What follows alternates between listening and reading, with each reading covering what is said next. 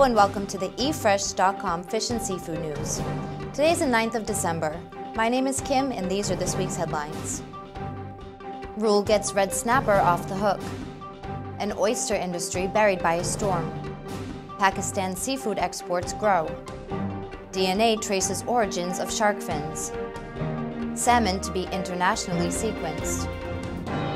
Add red snapper to the list of reef species that will be off-limits to all fishermen along the southeast coast early in 2010.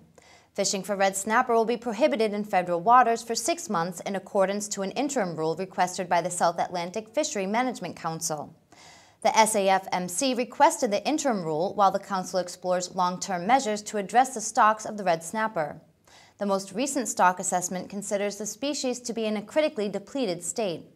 With the SAFMC also considering closing large-scale areas along the southeast coast to all bottom fishing in order to protect the red snapper, the new stock assessment will be critical to fishermen. A year after Hurricane Ike devastated Galveston Bay's oyster beds, the oystermen who have been harvesting seafood from the bay's fertile waters for generations are barely hanging on, and many fear that this year could be their last oyster season.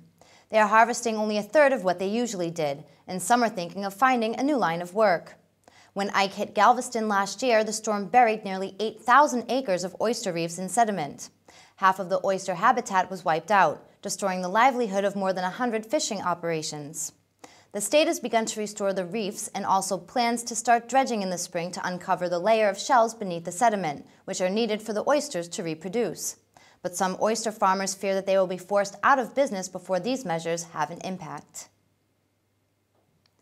Seafood exports during October 2009 witnessed positive growth of 37.85% as compared to the exports of September 2009. Fish and fish preparations exports were recorded at $24,826 million during October 2009, as compared to the exports of $18,009 million recorded during September 2009. As compared to the fish exports of $24,562 million recorded during October 2008, the exports during the month under review witnessed nominal growth of 1.07%. Seafood exports during July through October witnessed negative growth of 16.49% as compared to the exports of the corresponding period of last year.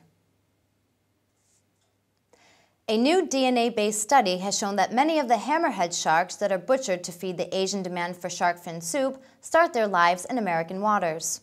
According to a report in National Geographic News, the researchers traced finds that the scalloped hammerhead shark species, collected at the world's biggest fin market in Hong Kong, back to rare populations in the Atlantic and Indo-Pacific Oceans. The trade in shark fin supplies Asian markets with a key ingredient in the luxury dish, shark fin soup. The practice claims up to 73 million sharks annually, including up to 3 million hammerheads. Because the vast flow of shark fins to the global markets usually operates in secret, conservationists have been left out in the dark about where the sharks are killed.